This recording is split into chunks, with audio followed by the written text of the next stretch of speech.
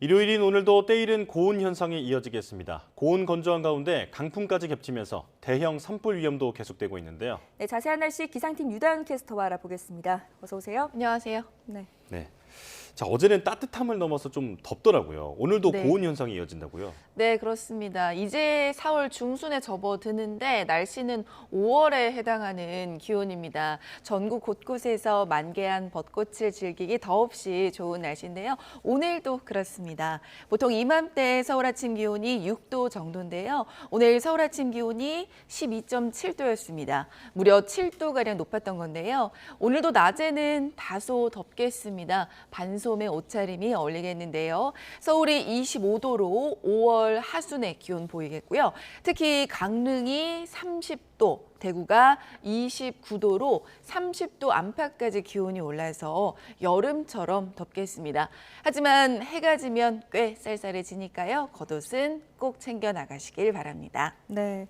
자, 근데 영동 지역은 지금 산불 위험이 크다면서요? 네, 그렇습니다. 고온 건조한 날씨에 그리고 강풍까지 불면서 지금 전국 곳곳에서 산불이 잇따르고 있는데요. 이 때이른 고온 현상의 원인은 강한 남서풍 때문입니다. 이 서풍이 태백산맥을 타고 넘으면서 고온 건조하고 또 매우 강한 돌풍이 부는 양간 지풍을 형성하기 때문인데요. 오늘도 영동과 경북 지방에는 태풍급 강풍이 예상됩니다. 특보 상황도 한번 살펴보도록 할까요? 현재 서울 등 곳곳에는 건조주의보가, 특히 경북 상주와 문경에는 건조경보가 내려져 있고요. 영동과 경북 북부지방은 강풍주의보까지 발효 중입니다.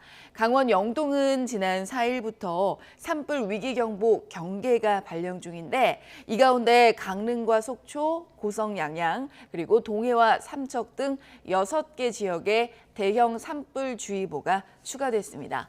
캠핑과 같은 야외 활동하실 때 화기 사용에 각별히 주의하시고요. 특히 순간적으로 태풍급 강풍이 불 수 있어서 시설물 파손이나 낙하물에 의한 2차 피해 없도록 유의해 주시길 바랍니다.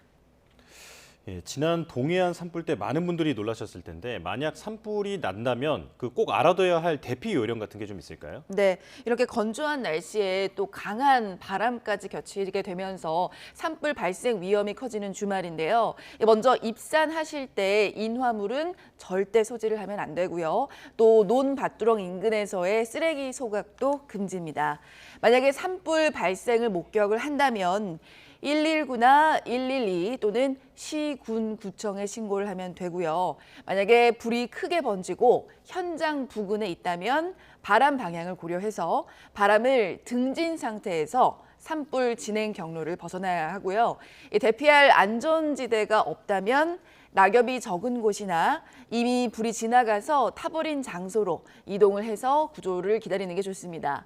또 불이 주택까지 내려왔을 때는 불씨가 집 안으로 들어오지 않도록 꼭 문을 닫고 대피를 하는 게 좋습니다. 네, 잘 기억해 놔야겠습니다. 자, 요즘 한낮에는 덥다고 느낄 정도인데 이대로 여름이 오는 건 아닌가 싶어요. 이번 주 날씨 어떤가요?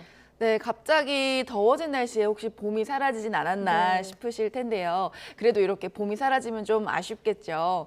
이 때이른 고온 현상은 이번 주 초반까지 이어집니다. 주 중반부터는 다시 이맘때 따뜻한 봄 날씨를 느낄 수 있겠는데요. 자세한 이번 주 날씨 전망 한번 살펴볼까요?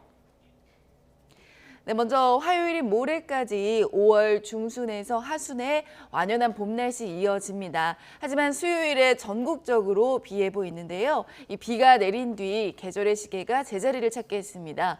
하지만 기온이 거의 10도 가까이 떨어지는 터라서 다소 쌀쌀하게 느껴질 수 있겠습니다. 기온 변화가 심하니까요. 건강 잘 챙기시길 바랍니다. 네, 낮엔 좀 덥더라도 겉옷은 꼭 챙겨 다녀야겠습니다. 네. 지금까지 기상팀 유다현 캐스터와 날씨 전망 알아봤습니다. 고맙습니다.